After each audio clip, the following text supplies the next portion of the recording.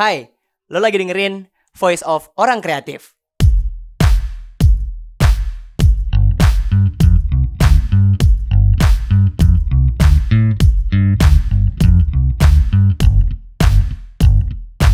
Selamat datang di Voice of Orang Kreatif. Jadi ini adalah episode perdana dari podcast ataupun ngobrol-ngobrol talk show gitu ya, interview bareng sama orang-orang kreatif nantinya di YouTube ataupun juga di Spotify. Pokoknya lo tungguin aja orang kreatif. Nanti siapa aja yang bakal hadir, siapa aja yang bakal gue ajak ngobrol nantinya. Tapi di episode perdana ini kita bakal kenalan lebih jauh dulu sama Fokraft. Karena mungkin lo banyak yang belum tahu gitu Fokraft tuh apa, terus bergerak di bidang apa, terus lo bisa belajar apa sih dari Fokraft gitu kan.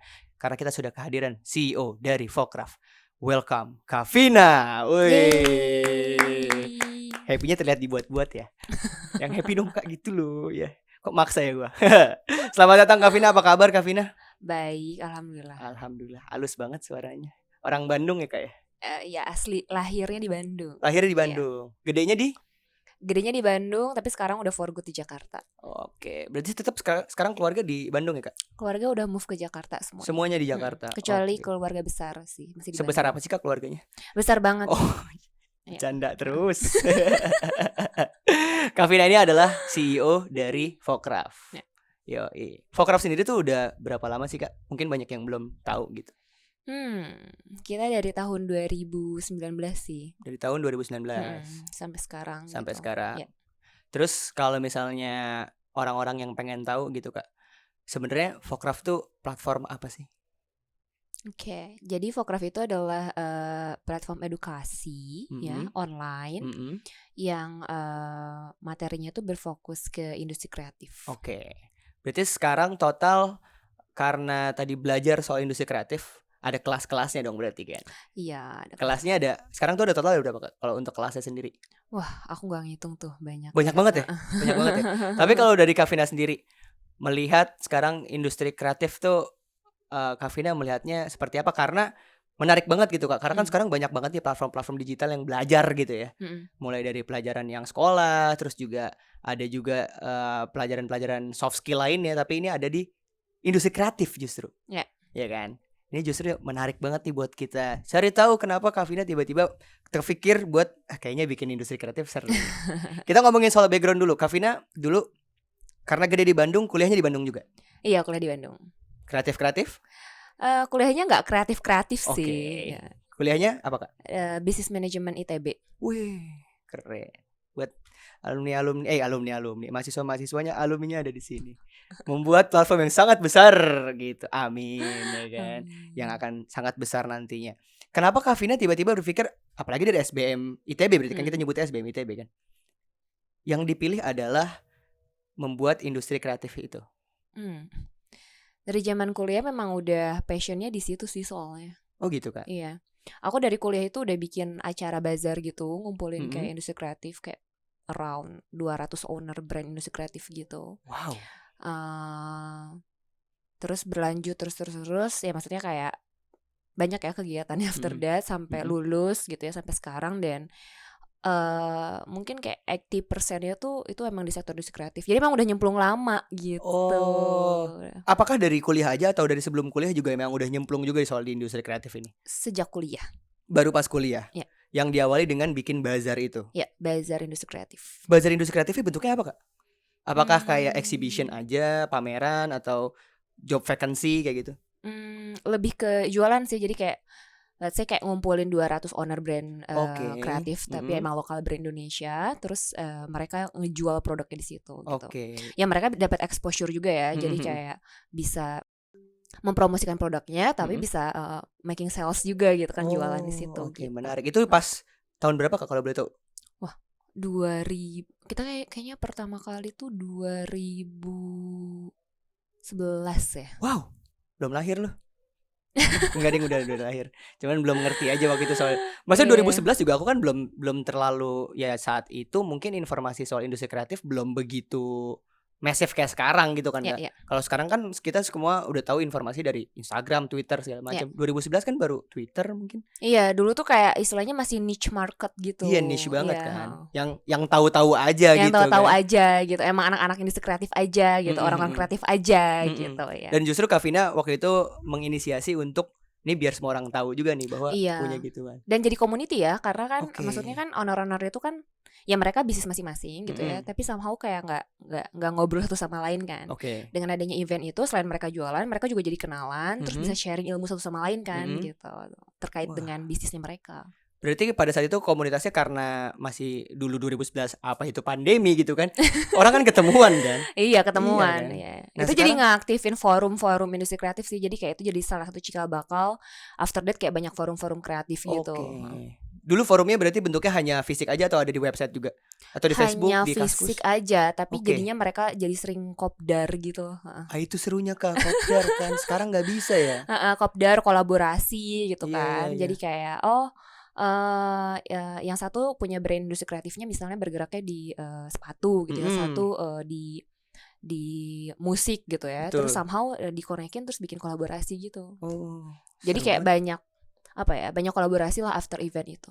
Akhirnya jadi banyak produk yang tercipta juga gara-gara itu gitu. Yes, dan itu momen awal-awal di mana industri kreatif yang tadinya niche akhirnya jadi naik dan lama-lama jadi pop ya. Betul. Jadi kayak sekarang, even sekarang kayak ya udah nggak niche lagi gitu. Betul, kayak udah banyak banget orang yang ngomongin tentang industri kreatif. Betul, karena buktinya adalah ketika anak kecil ditanya cita-citanya bukan jadi dokter, bukan lagi jadi apa namanya dulu tuh apa ya, dokter, pilot, pramugari gitu. Kalau sekarang cita-citanya apa? TikTokers, ya kan?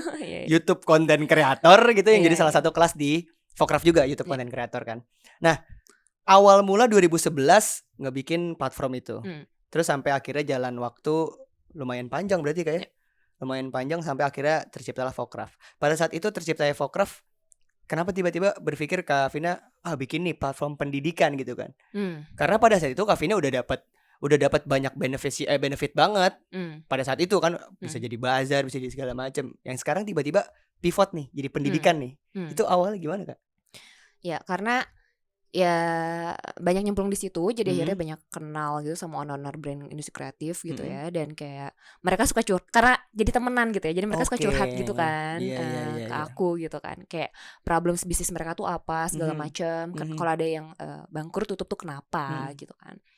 Terus ya somehow akhirnya menemukan kayak ini tuh sebenarnya pondasinya tuh core-nya tuh yang perlu diperbaiki gitu, itu tuh di pendidikannya gitu. Jadi banyak banget kayak brand lokal industri kreatif Indonesia itu yang mati bukan karena memang foundersnya nggak bisa hustler gitu ya, bukan karena mereka nggak niat, tapi sesimpel memang mereka kurang edukasi aja about beberapa hal lah gitu. Jadi ini memang pondasinya pendidikan dulu sih. Jadi kayak kalau pondasinya pendidikan ini udah bisa udah bisa kita solve gitu ya, nanti kesana-kesananya insya Allah bisa lebih lancar gitu. Betul. Berarti pada saat itu punya visi, dia bisa bilang punya visi seperti itu gitu kan, melihat kalau ternyata yang permasalahannya yang paling dasar adalah soal pendidikannya itu sendiri. Pada saat Fokraft tercipta di awal-awal itu ada berapa orang sih Kak? Langsung platform yang website gitu berbentuk kelas gitu kan, itu pada saat itu timnya berapa orang Kak? Berapa belas gitu ya. Jadi tapi kita sempat ini waktu awal-awal ngerjain Fokraft kan kita sempat ngelakuin riset dulu ya. Nah, pas ngelakuin riset itu mungkin kita masih kurang dari 10 orang dan semuanya masih part time, masih kerja di tempat masing-masing. Dan selang kayak 2-3 bulan kita resign dari pekerjaan kita masing-masing semuanya dan langsung full time di Fokraft gitu. Nah, pas full time itu kita juga hire orang baru, itu mungkin sekitar belasan orang lah. Iya, sampai ada aku sekarang di sini. Sekarang udah puluhan ya. Iya, benar. Tadi Kak Vina sempat menyinggung soal dulu sempat part time karena punya kantor yang sebelumnya.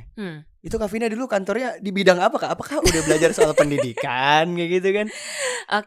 Kalau ini mungkin aku ceritainnya background foundersnya betul. Biar agak menarik juga betul. Gitu ya.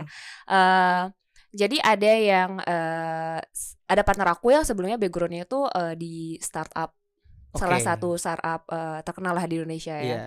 Gitu. Jadi emang dia yang punya ilmunya, punya experience-nya di dunia startup dan teknologi dan produk gitu ya. Lalu ada partner aku yang satu lagi juga, dia udah sering bisnis gitu, jadi udah tau lah ups and down-nya bisnis gitu ya. Jadi memang mentally dia udah apa ya, udah cukup bentuk di entrepreneurship-nya gitu, dan itu dibutuhin banget ya untuk di fase-fase kayak gini juga, dan buat kedepannya tentunya gitu. Nah kalau aku itu lebih ke industri kreatifnya gitu. Jadi memang kita tuh memang saling lengkapin lah gitu ya.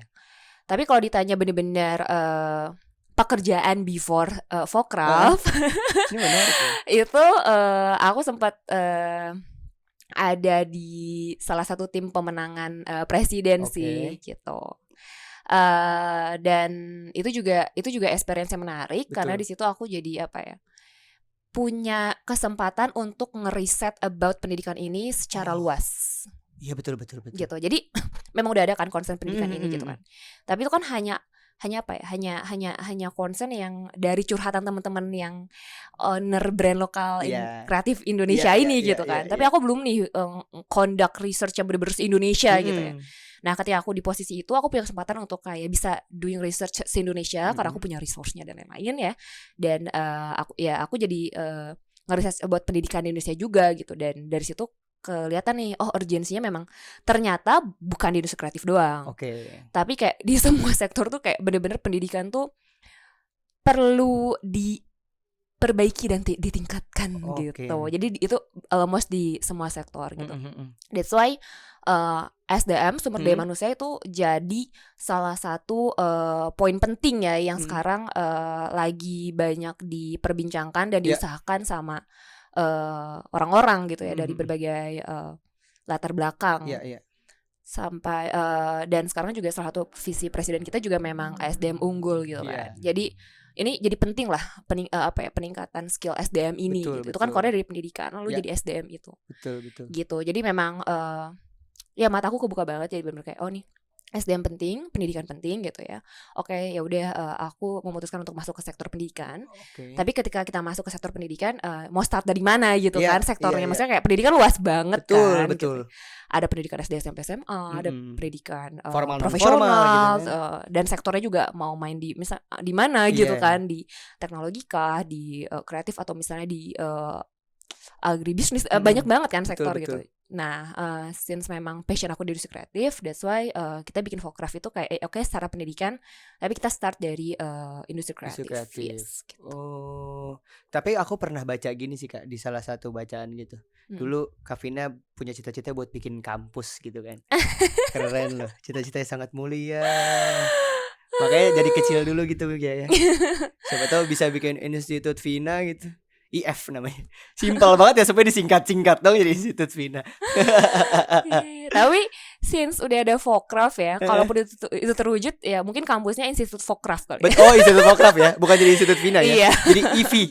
Tetap aja sama disingkat-singkat juga, IV juga ya. Dari situ akhirnya terbuka. Tapi memang bener sih Kak, maksudnya kalau misalnya ilmu-ilmu yang kita dapatkan di lapangan tuh memang bener-bener memanggil juga, ini kayaknya ada yang kurang, ini ada yang kurang. Dari situ akhirnya terpanggil buat bikin, ini bikin platform pendidikan seru nih. Dan juga berguna buat orang banyak pastinya kan. Tapi kalau misalnya dari Kak Vina sendiri, untuk sekarang, untuk saat ini, ketika Fokraf sudah hampir berjalan, hampir 2 tahun berarti Kak ya? Hampir 2 tahun sudah berjalan dengan kelas-kelas yang bisa dibilang meningkatkan SDM lewat industri kreatif dan menciptakan juga orang-orang kreatif di luar sana untuk punya skillnya gitu, punya skill setnya. Sekarang kalau dari Kak Vina sendiri, cita-cita Kak Vina nih, ketika ada teman-teman yang pengen gabung Fokraf juga, yang pengen memang udah siap banget nih untuk masuk industri kreatif gitu kan, apalagi bisa mewujudkan teman-teman adik-adik kita yang SD udah ditanya mau cita-cita jadi YouTube content creator gitu kan, sudah sangat niche sekali tuh kalau misalnya zaman dulu gitu kan. Melihatnya seperti apa Kak kalau sekarang? Apa yang harus disiapkan nih untuk teman-teman atau adik-adik kita untuk langsung terjun di industri kreatif? Apalagi pandemi gitu kan. Yang harus disiapkan, berani jujur sama diri sendiri. Wih keren. Simple tapi karena dalam. Gini, kalau ngomongin kreativitas itu tuh dari dalam ya. Betul. Makanya kalau kita ngomongin kayak pelukis gitu ya, bahkan yang seniman gitu ya, atau misalnya kayak musician itu somehow kan buat bisa bikin karya musik yang bagus atau misalnya lukisan yang bagus gitu, mereka tuh bahkan sometimes menyendiri gitu kan. Iya. Karena biasanya tuh emang insight-nya tuh datang dari dalam betul, gitu. betul. Jadi kayak ada aha momennya gitu, kayak aha, oke. Eureka. Iya gitu, kayak oke, aku kepikiran nih gitu, idenya kayak gini gitu. Terus dia lakuin, terus tiba-tiba karyanya boom gitu kan. Ya kita bisa lihat itu lah, ada fenomena kayak gitu ya, kayak di musician, pelukis dan lain-lain gitu. Jadi kalau ngomongin kreativitas itu biasanya dari dalam memang gitu. Nah, next questionnya adalah gimana caranya supaya kita bisa dapat aha moment itu kan gitu kan. Betul. Nah, berdasarkan survei kualitatif ya ini ya, kayak aku ngobrol dengan orang-orang di industri kreatif ini gitu ya. Mereka biasanya menemukan itu ketika mereka itu ada di titik ikhlas dan lagi di titik kayak nggak membohongi dirinya sendiri, kayak dia bener-bener jujur sama dirinya sendiri, kayak oh saya tuh ini gini, dan kayak saya tuh maunya ini, saya tuh lebihnya di sini, saya kurangnya di sini, gini. Ketika dia udah ada di momen itu ikhlas, terus dapet aha momen itu. Gitu. Jadi yang perlu dipersiapkan adalah itu mental untuk belajar untuk jujur dengan diri sendiri. Iya sih, tapi gitu. memang itu agak sulit juga sih Kak. Kita sendiri juga gampang banget mengucapkan gitu ya. Kayak ngomong kenalin diri sendiri, maafin orang gitu kan. Kalau ngomong kan gampang ya Kak, maafin ya, iya gitu. Tapi kan kalau dalam hati belum tentu dilakuin. Tapi memang benar mental yang harus kuat ya Kak. Itu challenge pertamanya. Nextnya ya technical things lah gitu, kayak setelah berani jujur sama diri sendiri ya, tapi jangan terlalu egois juga gitu, kayak harus cari referensi misalnya gitu. Kalau misalkan mentok ya udah cari referensi, misalnya kayak googling lah, atau misalnya ajak orang ngobrol, ajak teman-teman ngobrol, atau ya ikut komunitas, berorganisasi. Jadi kayak denger juga insight dari yang lain gitu kan. Jadi mungkin di situ juga akhirnya dia bisa kayak dapet kayak kayaknya gini nih menarik gitu. Gitu. Jadi cari insight. Terus ya baru sisanya technical things ya gitu ya. Itu tergantung profesinya masing-masing lah gitu. Betul. Beda-beda setiap profesi. Tapi memang beda ya kalau ngobrol sama Kavina gitu. Maksudnya kalau aku pun mengakui kalau ngobrol sama teman-teman, sama orang-orang kreatif di luar sana yang benar-benar tercemplung di lapangan beneran ya. Maksudnya jawabannya tuh tidak bertele-tele, tapi memang langsung ini dia poinnya, karena memang merasakan itu juga dulu kan. Iya nggak sih Kak? Maksudnya emang itu ada fasenya di mana based on experience. Iya kan, kayak gitu. Tapi kalau misalnya kita melihat Fokraf itu sendiri Kak, kalau dari Kavina sebagai CEO, harapannya Kavina Fokraf untuk generasi penerus bangsa, wah ilah berat kali untuk orang-orang kreatif di luar sana. Apa Kak? Harapannya Fokraf sebenarnya lebih ke, ini bukan aku aja ya, tapi kayaknya emang whole timnya Fokraf gitu. Emang kita tuh ada side pengen banget dan memang senang gitu ngeliat orang tuh bisa hidup dari karyanya. Betul, menarik. Jadi ya kalau misalnya kamu pekerjaannya kamu suka sama ilustrasi gitu ya, dan kamu seneng nih bikin ilustrasi gitu ya kamu bisa kayak dari ilustrasi tersebut gitu menghasilkan uang gitu ya, jadi menghasilkan rezeki gitu ya, sehingga kamu bisa hidup dari berkarya di ilustrasi tersebut tanpa harus cari pekerjaan lain yang memang bukan passion kamu. Betul. Gitu. Nah, ya itu good life banget sih. Ketika kamu bisa hidup dari passion kamu gitu ya. Betul. Nah, memang kayak kita tuh kayak tim Fokraf tuh kayak seneng banget kalau orang bisa sampai di titik itu ya, walaupun mungkin berproses gitu kan. Jadi ya itu memang harapan kita semua sih. Ya in the future kita berharap kayak anak-anak muda tuh bisa kayak live from their passion. Gitu. Iya. Dan juga bisa maksudnya kalau misalnya ada kalimat yang bilang bahwa bekerjalah sampai orang ngelihat ini kerja mulu nih orang, tapi kita ngerasanya main aja gitu ya. Jadi kayak playground kita aja gitu. Ya karena udah passion ya. Jadi kayak aku nggak kerja, aku lagi berkarya nih, hobi, seneng banget nih aku gitu kan. Kerja mulu tipes, siapa yang bilang kerja gitu kan ya. Jadinya nggak beban kerasanya gitu, karena dia nggak ngerasa itu kerja gitu. Karena ya menyenangkan. Betul. Jadi ini adalah salah satu jawaban buat teman-teman atau orang kreatif di luar sana yang pengen mencoba atau belajar banyak gitu ya kayak kayak how sebenarnya udah Inggris tambah Indonesia lagi. So-soan mau ngikutin Kavina pakai bahasa Inggris. Jadi sebenarnya bagaimana industri kreatif itu bisa berjalan gitu, dan itu tadi jawabannya dari Kavina itu sendiri. Terakhir Kak, boleh dong Kak kasih closing statement buat orang-orang kreatif yang sekarang lagi nonton dan juga dengerin di Spotify atau nonton di YouTube. Boleh dong Kak. Apa ya?